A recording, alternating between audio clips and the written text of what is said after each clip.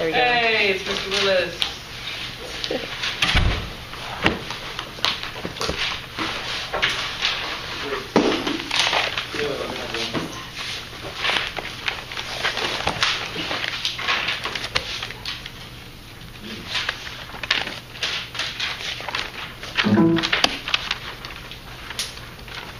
Alright, we're learning about muscles and bones. And how things move.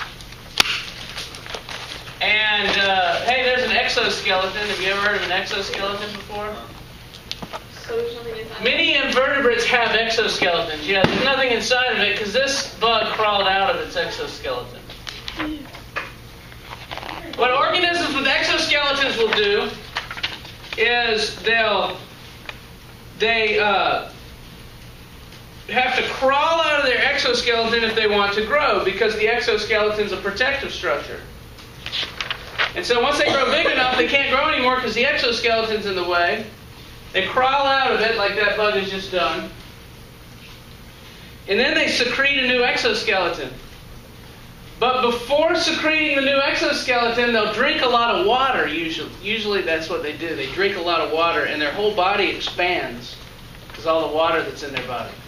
Then they secrete this new exoskeleton. Then they pee out all the water and their body shrinks a bit. Then they have room to grow into the new skeleton. And that's called a molt, when you get rid of a new exoskeleton and start growing another one. So that bug right there is very vulnerable right now because he doesn't have an exoskeleton protecting him.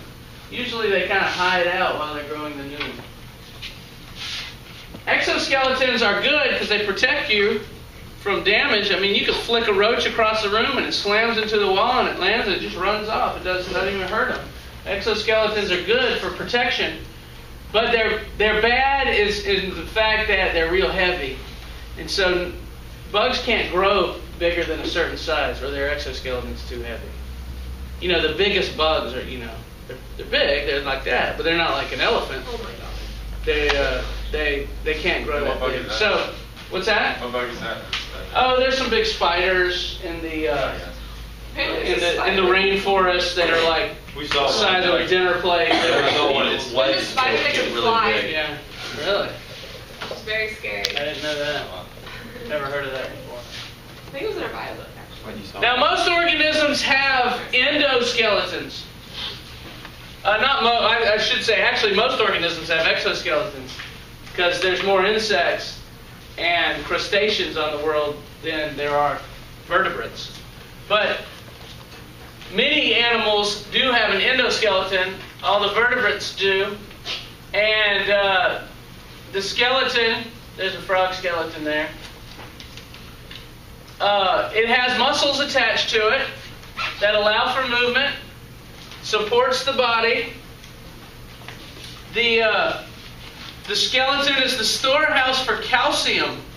Calcium and phosphorus are inside these bones and are stored there. And calcium is important, as you'll see. I'm going to go over here in a minute with muscle function. Your muscles can't function without calcium, and calcium is stored in the bones. Your bones are living organs. There are cells inside your bones that need blood. And blood vessels go into your bones and feed those cells. So a bone is a living organ, full of blood vessels running through the middle of your bones. A lot of people don't realize that. You know how many bones there are in the human body? 200 something. 250. Like 206. It depends. Some people have extra bones. Some people have an extra set of ribs. 206, 208 bones, something like that. What about babies? Yeah, maybe one with a lot more. Well, yeah, because a lot of the bones fuse as you grow. Like the one in your skull. Yeah, the ones in your skull fuse together. Would it be more beneficial to have The adult skeleton consists of 206 individual bones arranged to form a strong... It's weird.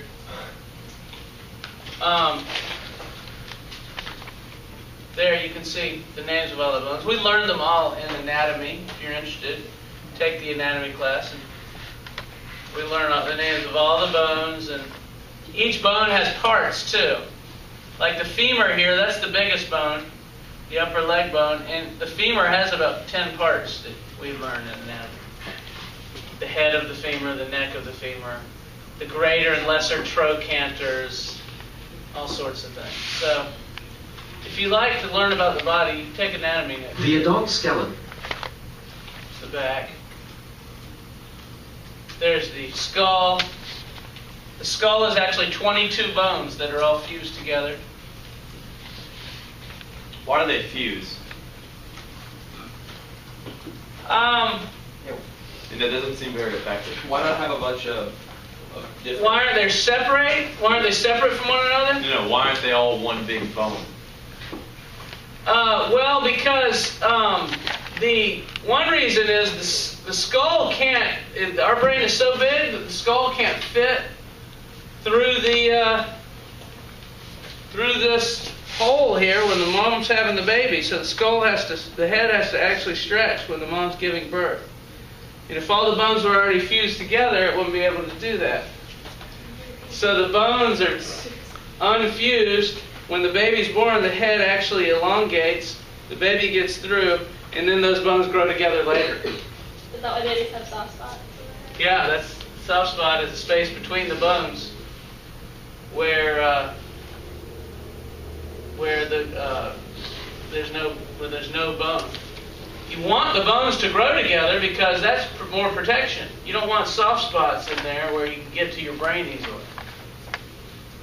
The bones all form from cartilage. We have completely cartilaginous skeletons as a fetus. When you're developing in your mother's womb, all your bones start as cartilage and later turn to bone. So bone is basically hardened cartilage. You have cartilage right here on your ribs. Did you know that? In the front of next to your sternum, that's cartilage. That's bone. Your nose and ears are cartilage. The rest of your skull is bone. You got cartilage between each vertebrae. The rest of the backbone is bone. Cartilage is more flexible, you see. So you can move your back because of the cartilage. You can move your spine around. What happens when you pop your back? Because I popped my back at the beginning of class and it hurt really bad. Yeah, it's a good question. I'm not exactly sure. I don't know. Something slipped past something back there. Sometimes it's often tendons that have to do with muscles, but it could be the bones. You know, when you crack a knuckle, you're basically pulling a couple bones apart, just like pulling what are those things that you clean your toilet with? Plunger. A plunger. You take a plunger and you stick it to the ground, and then you pull it up and it makes a pop. That's what happens when you pop a knuckle. The two bones of the knuckle are kind of coming apart, and it makes a pop sound. Mm-hmm. And so I don't know if the back is doing that a little bit. I don't know. It's a good question. We need to ask a doctor. What happens when you slip a disc? It's one of these discs right here can slip out of place. That's not good. And if it slips that way, then it's pressing against the spinal cord. You got bad problems then. You can get paralysis from that. How do you slip a disc? I don't know. Accidents can do it. You get old, some of the bones start to wear down. Straining your back would also, if you're trying to lift something, would that... Perhaps. Would that do it? A lot of these questions I don't know because I'm not a doctor, My dad. But I played one on TV. My dad's spinal cord got infected. Yeah? And he got paralyzed from the waist down for a week. Ouch. Infected with bacteria? You take antibiotics, you got rid of it? The spinal cord is well protected by the backbone. The spinal cord is actually a metal... In this model, there's a metal rod running all the way down where the spinal cord would be, just to hold the model up here. But you can hardly see it because the vertebrae are protecting it. What happens if you break your backbone? If you break your back, it could break the spinal cord that's protected inside it, and then you'd be paralyzed from there down, wherever it broke. That happens to people. So it's not a good thing. Got to protect your back as no way to fix that at the moment, right? It depends on how bad the injury is. Sometimes it'll fix itself if you're not injured badly enough, and sometimes it'll will never come back. Because nerve cells, when they die, nerve cells aren't like rapidly multiplying, but the little axons can sometimes regrow. The axons can grow new extensions and stuff. So sometimes you get kind of a small break and you kill a lot of the neurons, and then some of the neurons that are left grow new extensions, and you can start getting signals through. Is anyone trying to find a way to make it so that nerve cells can, Regenerate? That's stem cell research. It's called stem cell research. Now, why are Maybe you could take stem cells that are embryonic cells that haven't formed into anything yet, spray them in there. Under the right conditions, they grow back into nerve cells. And why is this debatable? I've heard some people are... Because stem cells come from embryos, and the pro-lifers don't want you messing with embryos. So, even though people have spontaneous abortions that they didn't get on purpose, it just happens, and then they could use those embryos, but they won't let you use those either. I don't understand it. I'm very, miscarriages and stuff like that. They won't even let you use those. I don't get it, but there's a lot of politics. Are they still debating? Oh yeah, it's heavily debated. They found some other places where they can get stem cells, but I think all the debate's just slowing down the research. And countries that don't have the debate going on are just passing us up in that. So eventually, when they do figure out stem cells, you're going to have to go to Japan or something like that if you want to take advantage A lot of of people it. have done that. Just leave the country just to... Yeah, I don't understand why we would give up a huge industry like that to somebody else. Just because we... Anyway, we don't want to get too much into politics in this class. That's for later discussions. This is all the muscles. You know how many muscles there are in the body? It's about 640, something like that. And they're all connected to the bones, you see. And they allow for movement. For instance, you have a muscle that sits right here. It's called the biceps. The biceps brachii. And that's this big muscle right here. In me, it's huge. And in y'all, it's not as big. But it sits right here, and one end attaches to the shoulder blade here, and the other end attaches down here to the radius, the lower arm bone. And when that muscle has the ability to contract or shorten in length. And when that muscle contracts, it pulls this bone right here that it's attached to upward. So the muscle is basically sitting right here, and a signal from the brain goes to the muscle, tells it to contract, and that'll pull your arm up. Every movement is caused by a contraction of muscle. If you want to pull the arm back, you contract your triceps muscle, which sits under here, and that pulls the arm back. Up, back, up, back. So you can do, all your movements are from all these muscles, and your brain's just constantly sending out signals to all these muscles to get them to move in coordination with one another. And remember that part of the brain, your cerebellum, that sits back here, that's in charge of coordinating all your muscle movements.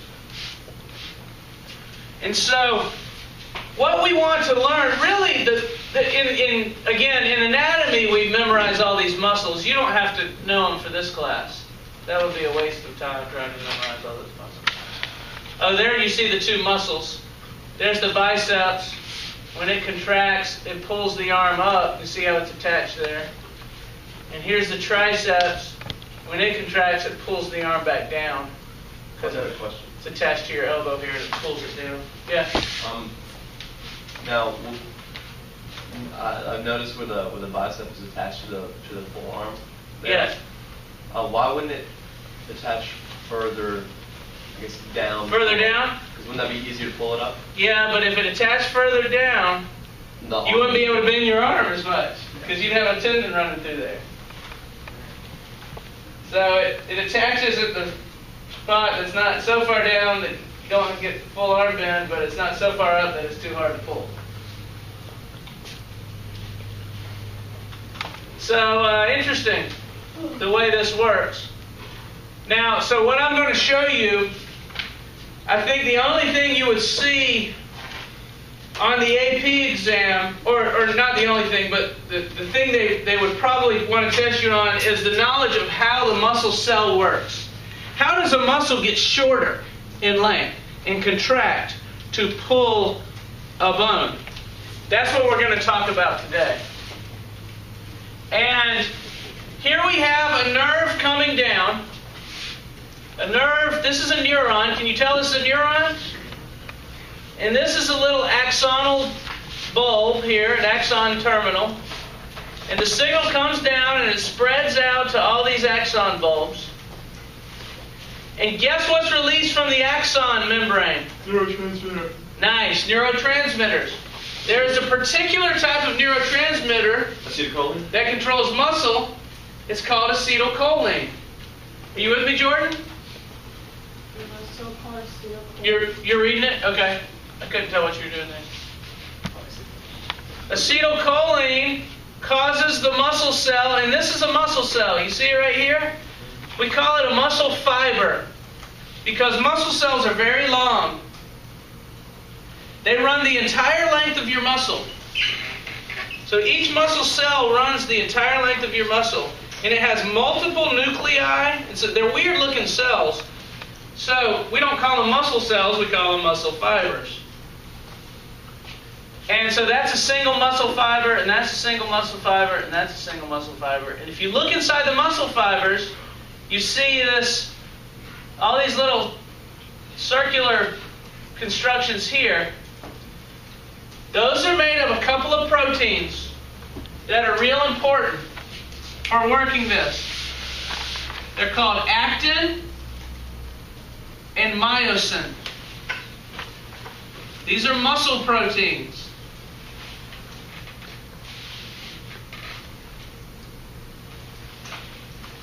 That allow the muscle to contract. Is this in your way?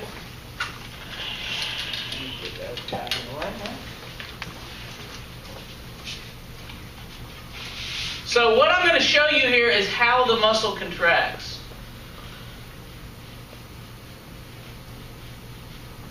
And here we see the end of the axon releasing the neurotransmitters. And I'm going to pick up, the best way to show this is by video. Whoops. And I wanted to show you the video here, and I'll walk you through it real slowly. I'm not sure which one it is. One of those two. This is not it.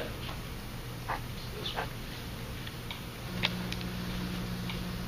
Nerve impulses. Okay. I'm going to do the talking. We don't want to listen to that guy. Okay, so here's a muscle fiber. And they've cut it open so you can kind of see it. This is a muscle cell. This, down here at the bottom, that's a nerve signal coming up. You can see the nerve signal coming up. And at the end of the axon, neurotransmitters are released. Acetylcholine is the name of the neurotransmitter. And they show it as a red impulse kind of spreading over the muscle.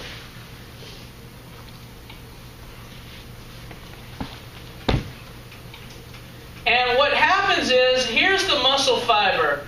And the muscle fiber has a membrane around it, this kind of light-colored thing is the membrane surrounding the muscle cell. It's like the cell membrane. And the blue stuff here is an area that we call sarcoplasmic reticulum. Sarcoplasmic reticulum. Where? It's the blue area on the video. Do y'all remember endoplasmic reticulum in a cell? Mm-hmm. It kind of stores proteins and stuff that are produced by the ribosomes. Well, the sarcoplasmic reticulum is this blue area here, and it stores calcium. Calcium is very important to the movement of a muscle.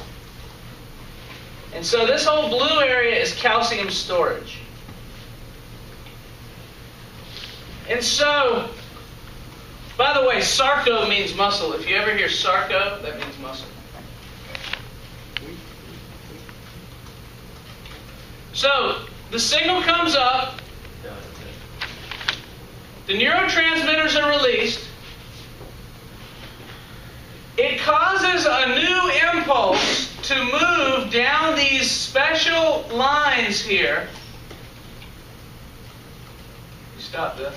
These lines that you see here, next to the sarcoplasmic reticulum, are called T-tubules. I always remember them well because I'm Tommy. Tom. T-tubules. That's my name. Those are my tubules, I used to think. And these T-tubules extend down into the muscle fiber. And when that acetylcholine is released, it causes a signal, an electrical signal, to move down these T-tubules that are inside the muscle cell. And it stimulates, as the signal moves down these T-tubules, it stimulates the sarcoplasmic reticulum, this area, to release its calcium. The calcium in this case is these yellow balls. Those of y'all that are typing, are you seeing this? Let me start over. Nerve signal comes down, acetylcholine is released, the signal moves down the T-tubules, and calcium gets released from the sarcoplasmic reticulum, the blue area here. Watch the calcium come out. See the yellow calcium? The calcium is coming out of the sarcoplasmic reticulum and moving in deep down into the muscle proteins, the actin and myosin.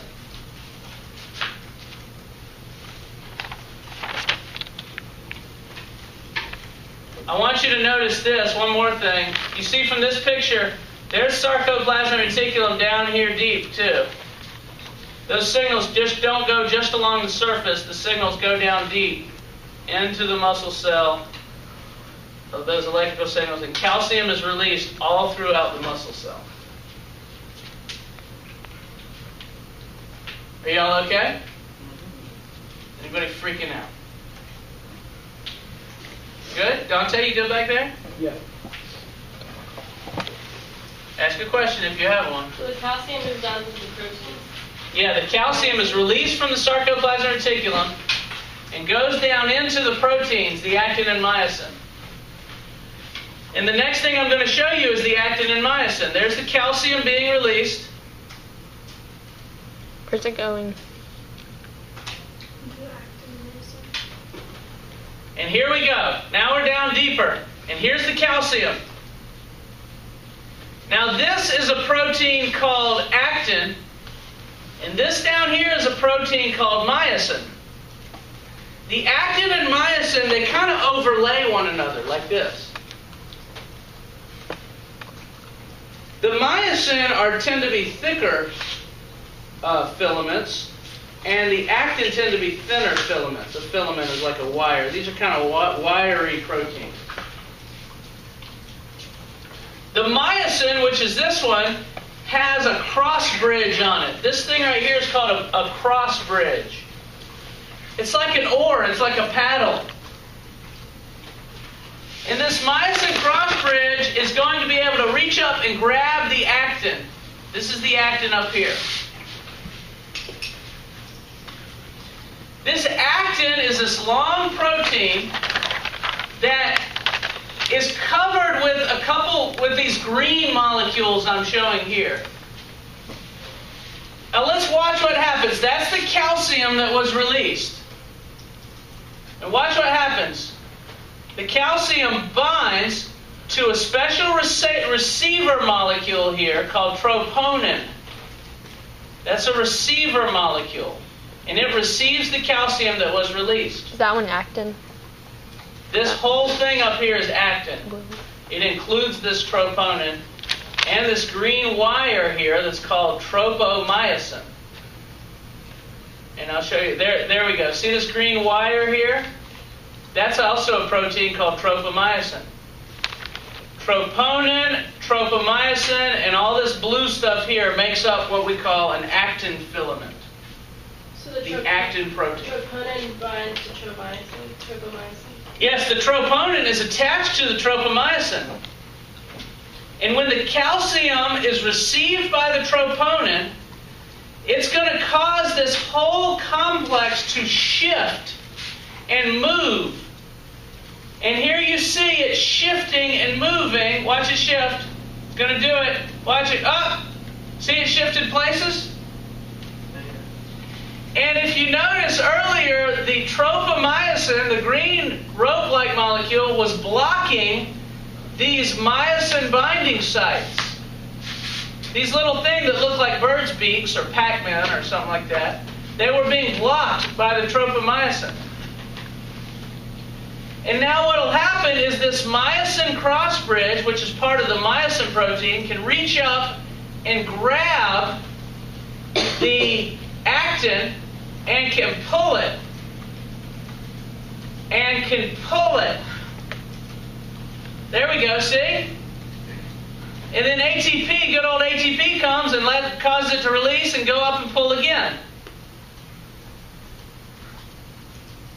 And many of these cross bridges working at once pull the actin so that the muscle shortens in length. The little actin filaments slide in past the myosin because the myosin is pulling on them.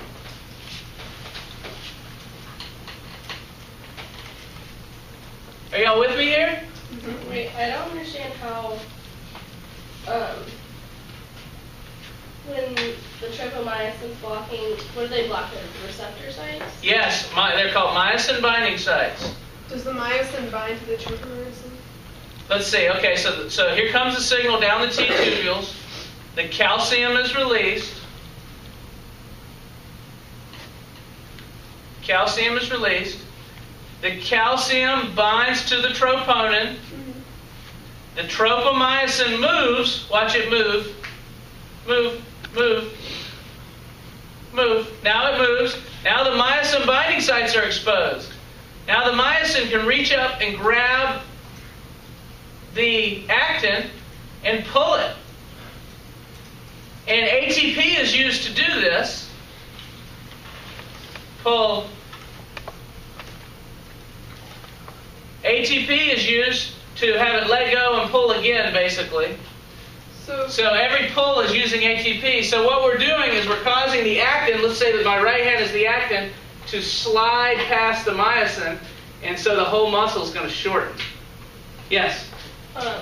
When the tropomyosin moves, so the myosin sites can be exposed. Is that right? Yes? Then just the myosin grabs grabs the calcium from the... No, not the calcium. The myosin, here's the myosin cross bridge. It reaches up and grabs the myosin binding site. So it just like hooks onto it. Yeah, so you see, here's the calcium, there's the troponin, there's the tropomyosin. The tropomyosin is blocking the binding sites. When the calcium attaches, the tropomyosin moves. And now the myosin cross bridge can reach up and grab. You see? And pull. So I want to go to this other video and show you how this works in fast motion as a whole. This is kind of an old video. Is there no sound? Yeah, there is sound, but I don't want it to be. Okay, so this is showing a muscle fiber. Now they've turned it vertically instead of horizontally, which is too bad because my model was horizontal. But that's myosin, and that's actin. And the little things you see sticking out there, those are the myosin cross bridges that reach out. And watch the way it all works as a unit. See, it's pulling. See how it's making it get smaller? This is what's happening in a muscle. There's lots of these, you see. There's lots of myosin and lots of actin. The myosin pulls the actin so it gets smaller and crunches together. So that's what's happening in my muscle. This is happening in millions of locations. This muscle gets shorter. What are the horizontal, like, big blue stripes? That's part of the actin. These are the actin filaments, and they're all the actin is connected together to one another. So how exactly does stretching your muscle work? Your muscle cannot stretch on its own. It can only contract. It'll stretch out when another muscle contracts. Yeah. What do you mean, like, when you're stretching? When you're stretching. Can you see how the whole thing's shortening? No? No one can see that? Yeah, it's starting. So it's just coming together. It's not like moving. It's just like pulling it together. It is moving. Well, I mean, like not move. Like in the other video, it looked like it was like moving along. Yeah, it's pulling the actin closer together. The actin filaments kind of lie like this, and it's pulling them closer together. So if you become, like, more flexible? What I meant was, when you're doing stretches, Yes. how exactly does that work? Like, what does that do to your muscles? I don't know. I was just Maybe wondering. stretches your tendons out. A tendon connects a muscle to a bone. So it might stretch them out a bit so they don't break as easily. So people are flexible, like people are more flexible than other people? What does that mean? I think that has to do with your tendons and stuff, not the muscle itself. I thought that would affect, maybe the actin would be a bit more, spread out there.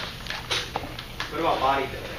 Like when people build their muscles? Well, muscles will reproduce if they're not doing a good enough job. So when you work out, you make your muscle Across the cells multiply. sarcolemma and along the transverse tubules. Impulses conducted by the transverse tubules cause the sarcoplasmic reticulum to release calcium ions. These ions enter the myofibrils. Once inside, the calcium ions bind to the troponin molecules attached to tropomyosin on the actin filaments. The troponin and tropomyosin move, exposing myosin binding sites on the actin.